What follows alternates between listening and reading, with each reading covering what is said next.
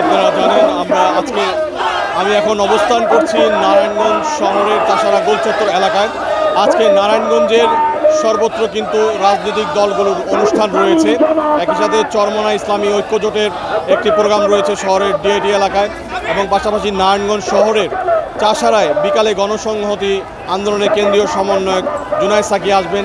একই সাথে এনসিপির যে কেন্দ্রীয় পদযাত্রা চলছে সারা বাংলাদেশ ব্যাপী, সেই পদযাত্রার অনুষ্ঠানও আজকে নারায়ণগঞ্জ চাষারা এলাকায় রয়েছে। এখানে একটি অস্থায়ী ট্রাক মঞ্চ স্থাপন করা হয়েছে।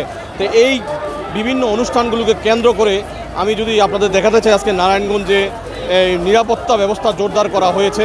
আইনশৃঙ্খলা বাহিনী, র্যাব, বিজিপি, আনসার এবং যৌথ বাহিনীর টহলও আমরা নারায়ণগঞ্জ শহরে লক্ষ্য করেছি।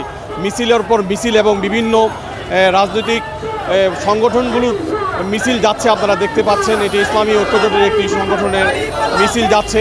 একই সাথে কিন্তু এই চারটি অনুষ্ঠানকে কেন্দ্র করে পুরো নারায়ণগঞ্জের আইনশৃঙ্খলা পরিস্থিতির ব্যাপক নিরাপত্তা জোরদার করা হয়েছে। এখানে জলকামান থেকে শুরু করে আইনশৃঙ্খলা বাহিনীর যতটুকু ব্যবস্থা নেওয়া দরকার জরুরি সেই সব সকল উদ্যোগ গ্রহণ করেছে।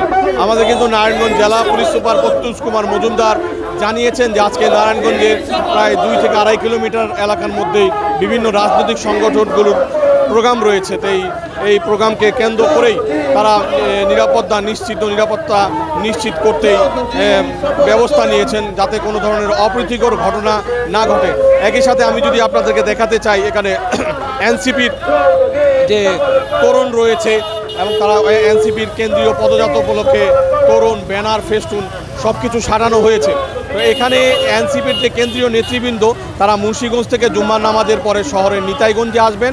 নিতাইগঞ্জ এসে সেখানে তারা শহীদের পরিবার এবং দলিত সম্প্রদায়ের সাথে একটি মতবিনিময় সভা করবেন, এবং সেখান থেকে মতবিনিময় সভা শেষে আবার তারা নারায়ণগঞ্জ শহরের চাষারা গোলচত্বর এলাকায় এসে এখানে একটি এনসিপির কেন্দ্রীয় পদযাত্রার সভা অনুষ্ঠিত হবে অস্থায়ী ট্রাক মঞ্চে।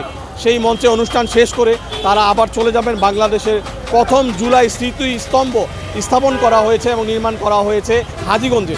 সেখানে তারা ফুলের শ্রদ্ধা জানিয়ে চলে যাবেন সোনারগাঁয়ের দিকে।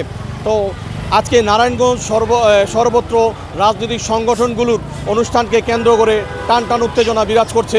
একই সাথে প্রত্যেকটি সংগঠনের নেতৃবৃন্দ, ইসলামী ঐক্যজোট, গণসংহতি এবং এনসিপি তাদের স্ব অনুষ্ঠানগুলোকে কেন্দ্র করে তাদের নিজস্ব নেতাকর্মীরা উল্লসিত এবং মুখরিত নারায়ণগঞ্জ। তো এই ছিল আমার কাছে নারায়ণগঞ্জের শহরের সর্বশেষ।